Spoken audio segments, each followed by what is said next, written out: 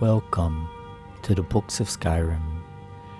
Today we are going to read about a very unique beast that you find in Skyrim. And that beast is a werewolf. And apparently Serena has begun reading already without us. But that's okay, because we're reading a different book. Or should I say, books. Because there's a couple of books about werewolves. And the first one we're going to read is On Lycanthropy. On Lycanthropy by Varnard Karsine. Okay. How does one become interested in studying the disease lycanthropy? I've interviewed a number of my peers and discovered that, to a man, they have all entered the field after a horrifying encounter with a lycanthrope of some variety. I am no exception. In Skyrim, it is an old tradition to rub Canis root on the trees surrounding your house as a ward against werebears. When I was young and stupid, as opposed I guess to being old and stupid as I am now, I always had hoped to meet a werebear to see if they were as impressive as legend suggested. I would follow strange tracks in the woods until they disappeared, with no fear or even thought about what I would find or what I would do after I had found my quarry. By Thorig's beard, I was lucky that my investigations were fruitless. When I did finally see a lycanthrope, it was not a werebear. It was a werewolf, the common lycanthrope, which can be found in every part of Tamriel. My father was a priest, and during the cold parts of winter, he allowed the beggars and riffraff of Falkreath to stay. Was it Falkreath? Falkrenth. To stay in the relative warmth of the cellar of his temple. We would even supply warm barley stew.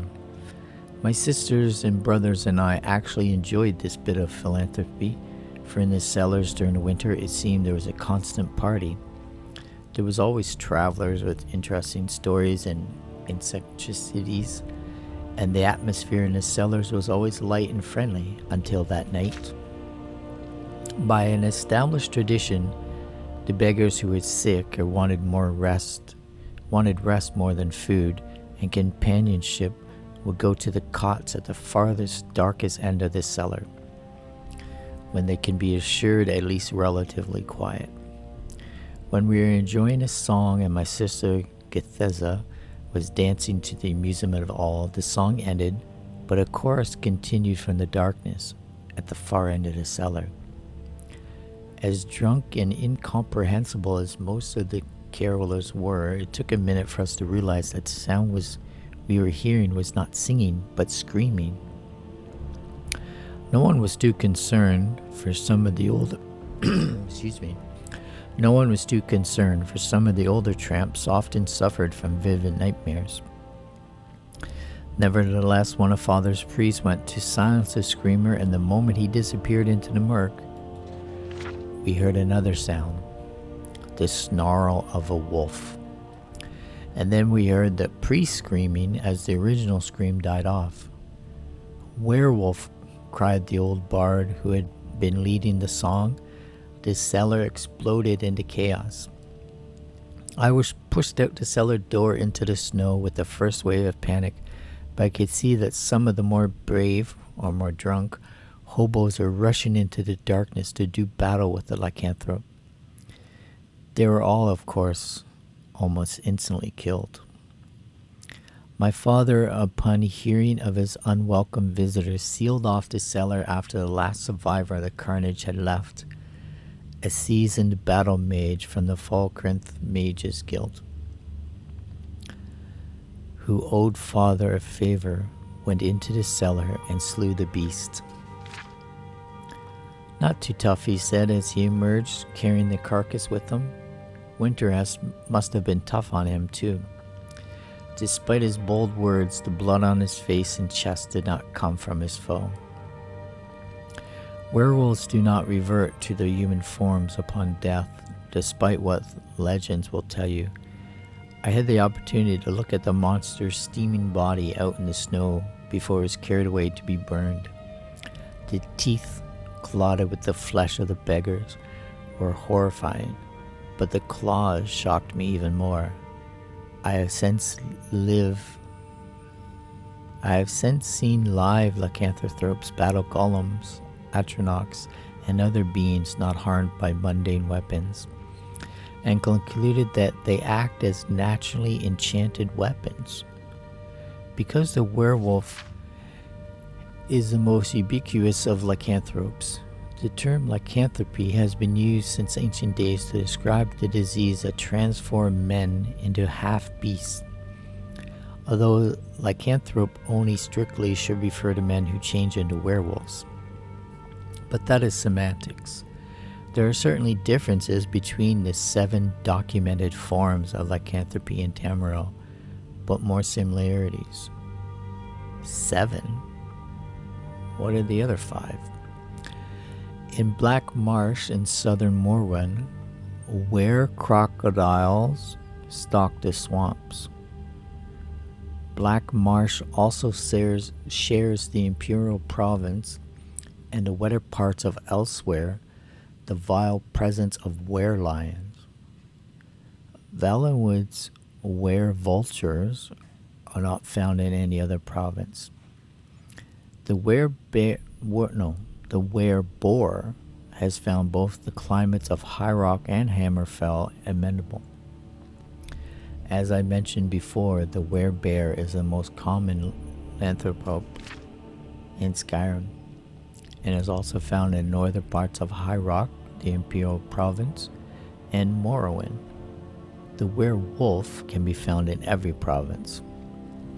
The 7th lycanthrope, which I have never seen but my trusted peers have assured me it exists, is a were-shark that roams the oceans around Tamriel.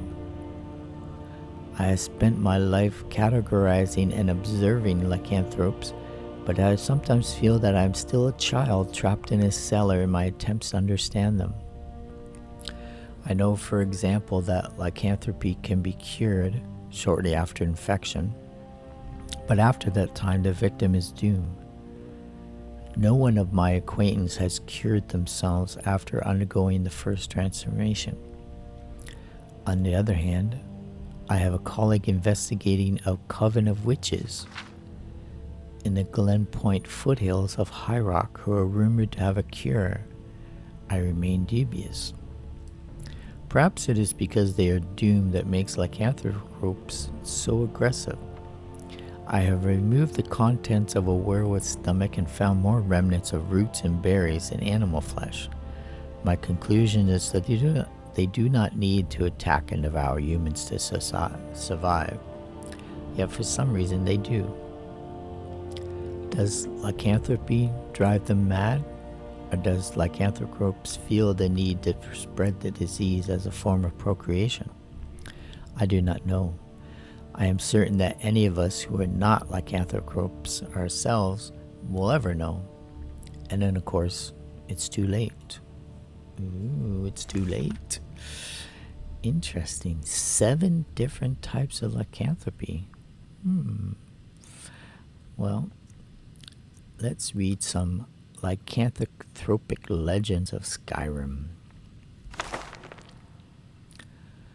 by Lentulus Inventius, Order of the Horn. I had heard the same rumors as everyone else, that the province of Skyrim was awash in various forms of lycanthropy. I had studied werewolves for some time and was keen to see if these rumors of werebears were actually sustained.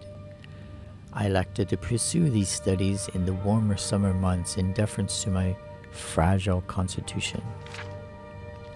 Bit of a foreshadowing there. One quickly finds that common villagers are of practically no use in this land, whereas in Cyrodiil, even the youngest child can tell you the true fauna that inhabits and environs. Here I find alleged wise men recounting tales of unicorns and flying horses directly alongside their stories of werebears, so I don't put any stock in the rumors. They certainly have their traditions for warding off werebears, certain plants and ceremonies, but nobody can attest to having seen one firsthand, much less possess any sort of artifact. Everyone has a cousin or a friend who saw one once, but when pressed, these stories fall apart.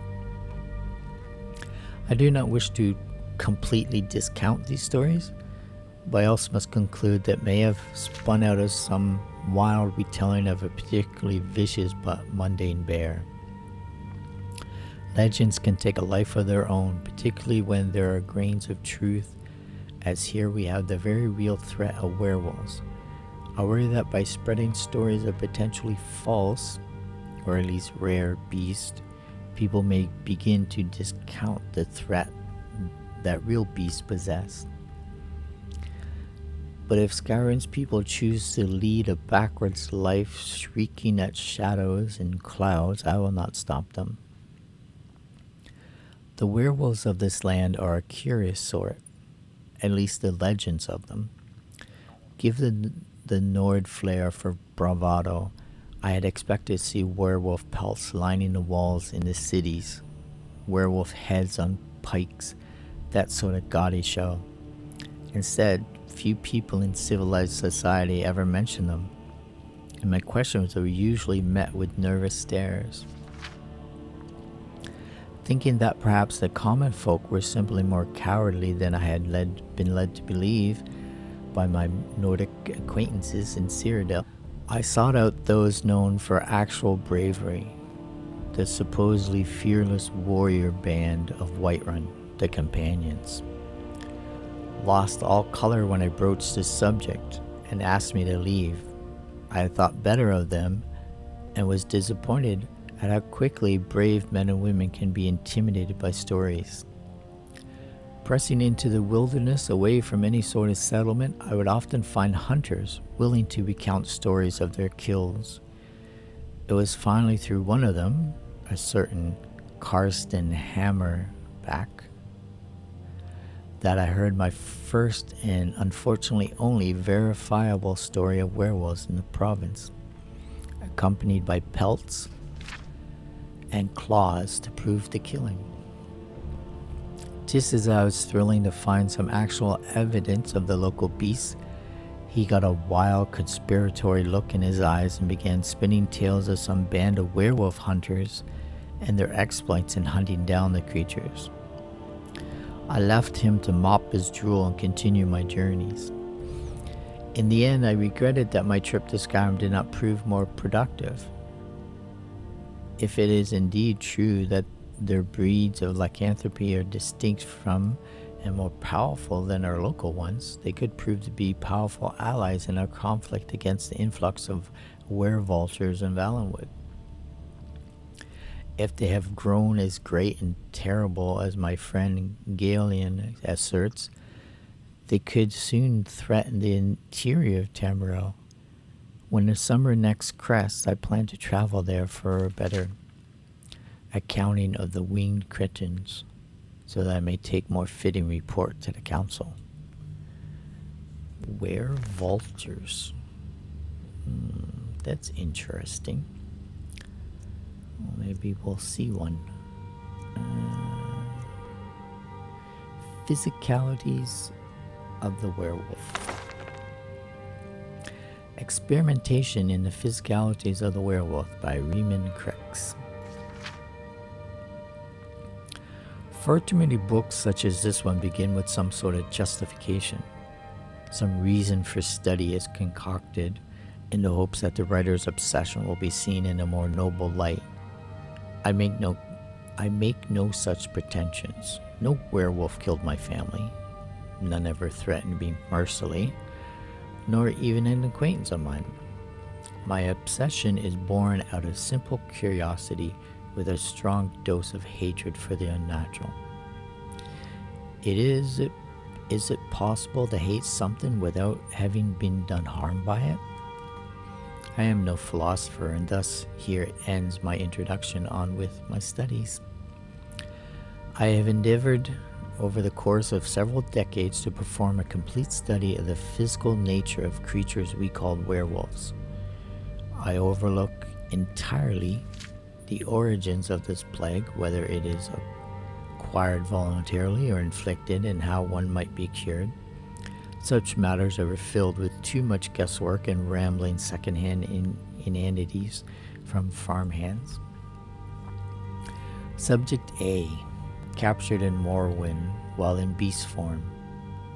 Makeup, male, Breton in his true form. Notes, subject shows an unusually high degree of control over his transformations. Experiment 1. Subject's bodily proportions were thoroughly measured before, during, and after the transformation. As expected, the proportions were identical while in true form, but some minor swelling of the head was observed immediately after the return. Changes observed during transformation. 23% increase in shoulder width, 17% narrowing of hips, 47% lengthening of arms, and 7% increase in finger length, not accounting for claws. As for the legs, the lengthening of the foot to several times its normal length seems to account for the otherwise negligible change in thigh region. Experiment 2. Subject was coerced into changing as rapidly and as frequently as possible at various times and at various levels of duress. Transformation times and effects were not viewed to change notably. Subject expired, concluding test. I think the subject's expiring would be a pretty big change there. Subject B, captured in Cyrodiil, already imprisoned by local authorities in true form. Female, Nord in her true form. Subject's large size in both true and transformed form makes an excellent fit for vivisection. I believe I may have been the first to witness a werewolf transformation apply its effects on the internal workings of a creature. The heart is the first thing to swell, long before the lungs or bones shift to accommodate it. This may account for the intense chest pain that some of the afflicted report directly before their change. More interesting were the changes observed in the muscles of the legs. I had expected a strengthening, as the beasts are known for great power and speed, but they also seemed to change color into a dusky brown. This could also be attributed to blood loss from the procedures. Before the subject expired, I worked applying some known remedies for the disease directly to the internal organs. Wolfsbane petals applied to the bone seemed to render them brittle, and the ribcage nearly collapsed at the touch. The juice of ripened belladonna berries was pressed directly into the veins, and they could be seen to shrivel behind the flow as it moved through the system. Upon reaching the heart, the major vessels pulled away completely, and the subject expires within minutes. Oh, wow. I wonder if that guy works for the Silver Hand. Yeah. That was all. Just those three on lycanthropic legends of Skyrim and the physicalities of werewolves. And Saran is still reading. Maybe she's just looking at the pictures. But thank you for joining me for Books of Skyrim and reading all about werewolves. Are you all done? You bored? You ready to go adventuring? We got some more vampires to kill. That should make you happy. I don't think anything makes you happy. Thank you for being with me for Books of Skyrim, and I'll see you next time. Bye.